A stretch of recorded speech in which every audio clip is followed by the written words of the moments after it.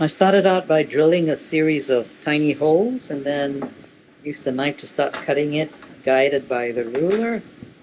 Got the edges with a chisel and then cut out the bits in the middle. Now I'm just gonna sand it from the inside and then it'll be done. You don't need to see the sanding, do you? I'll just show it to you when the switch is in.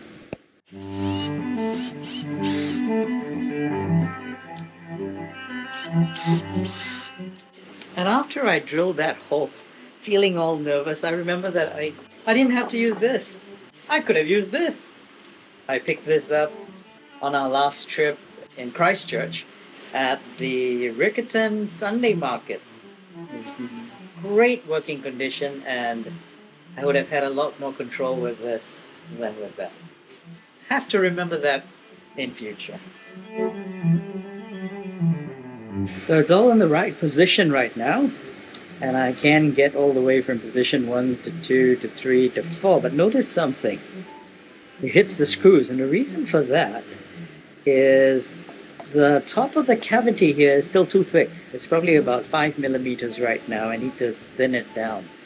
And when I thin it down, then this will jut out a little bit more, and I should be able to have the knob on it and still clear the switches. And of course, with it being 5 millimeters, look at that. The switch juts out at the bottom. I knew that it was going to be very tight, but the way it is right now, it's about 5 millimeters too tall. Now, obviously, I cannot take this down to 0. The best I can do is probably 2 millimeters, which means I'm still going to have about 2 millimeters sticking out this way. There's still got to be a cover, so maybe I have no choice but to add some timber on the bottom and make it a little thicker. Currently, the body is 35 millimeters thick, and that is just not enough for this switch. If you've got a better suggestion, please leave me a comment. Thanks. Let me get on with the work.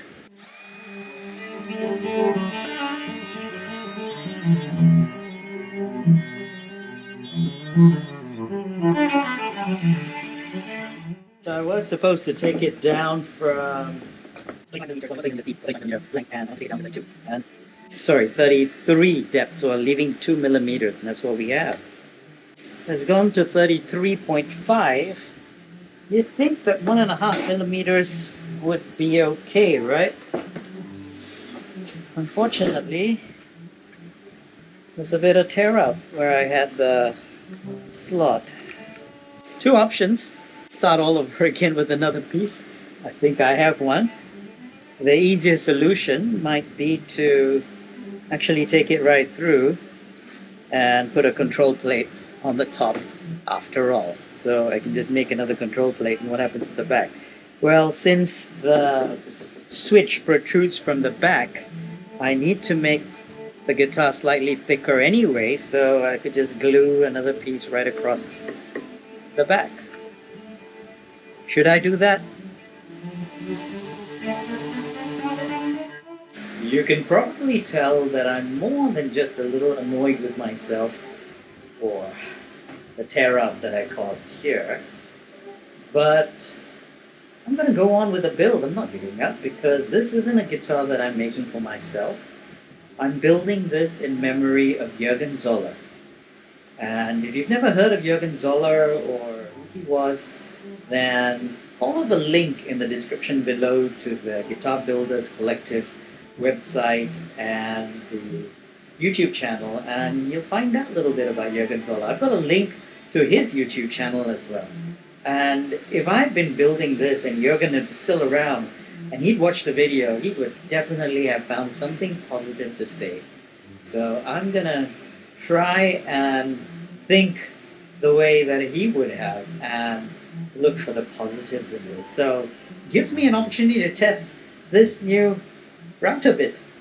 Let me do that and create the cavity right through, because anyway, I'll put an additional bit of timber on the back to give me sufficient thickness for the Oak Grigsby switch, and all I'll do is end up with a control plate on the top, or maybe I should even think of some unique pick guard. Let me think about that. in the next episode. For now, let me get on with this.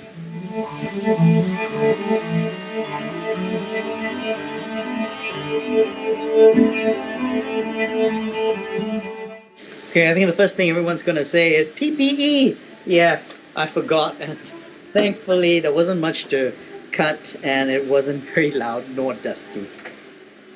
Well,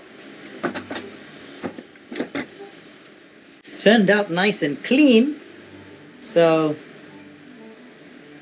no harm done there. In fact, that's a decent router bit. It's one of those that I picked up quite cheap. It's a spiral template bit. Costs a fraction of the better ones and seems to be doing a good job. Test it a bit more and see whether I continue using that or use some of my better bits. Okay, let's get on with the work. I'm at the bandsaw to take off some of the material at the top of the headstock. I've marked it down 12 millimeters. Gonna saw close to the line and then remove the rest with a router. Let's get to work.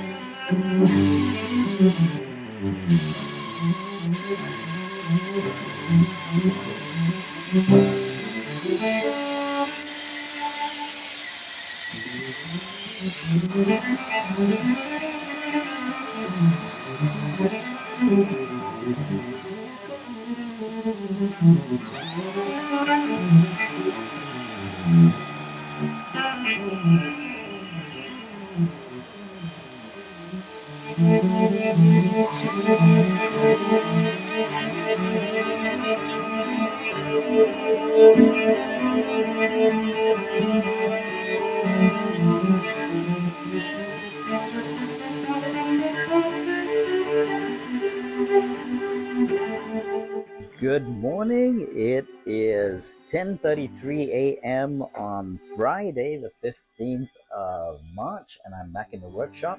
After what happened in the last episode when I had that little tear out and decided to take it through, I've got to figure out what to do. And I've got a few options. One is stick a bit of timber at the back, make it slightly thicker, but then the guitar will be thicker than I wanted it to be. If I want to stick with this, then I have an idea that I thought of even before I started building, and that was initially I was thinking of inlaying a pickguard on the top. What if I was just to inlay from this piece, which was the offcut that I had from the wing, and if I put it on the top, I might even be able to try and match the grain. So let me see whether I can do that and it'll look like it's still one piece on the top. Let me get to work.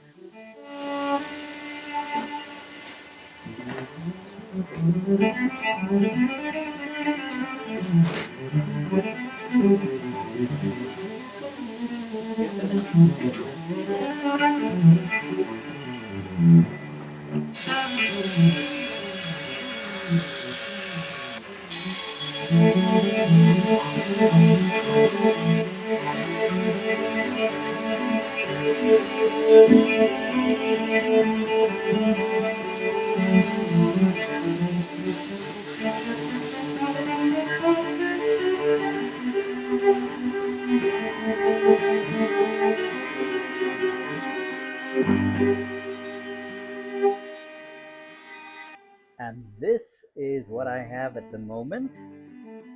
I marked it with a control plate, routed it to shape. I've got two of them, and the reason I have two is one of them will be on the top here, and I tried to match the grain. Okay, and this will be glued in, so I'll have to recess the top, fit that in there, glue it in, so it'll look like it's just one plain top, and the other will end up being the cavity cover at the back, also from the same timber that I used for the wings. So the challenge now is, once I mark where this recess needs to be, I don't have a template for it.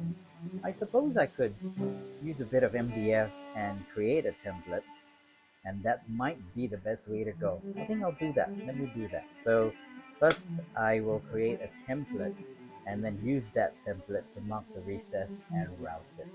That's next. But before I get to work on that, I'll take a break for lunch. See you later.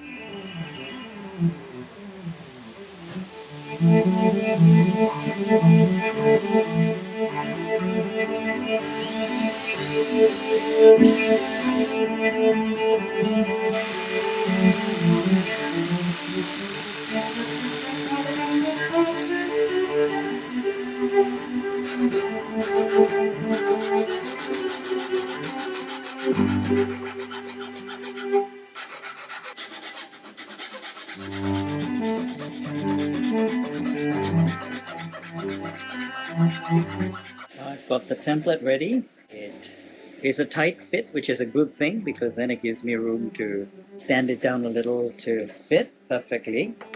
Now I've got to align it, stick it down, and route. Don't think I'll take it full thickness. I'll leave a little bit proud so that I can just plane it or sand it flush in the end. That's next.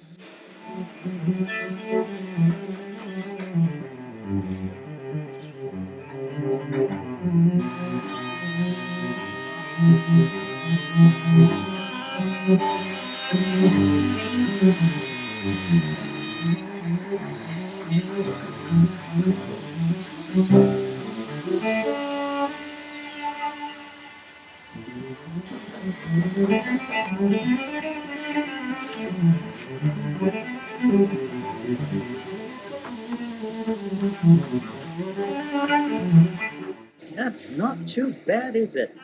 Okay, slight gap here. Sawdust and wood glue would fix that. But check this out. I'm pleased with how the grain matches right here.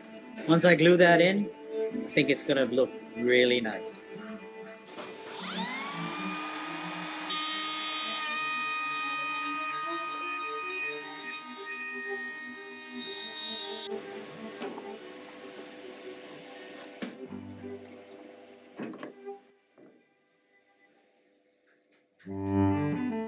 I like the fit, so we'll sand it down and probably hold it in with magnets.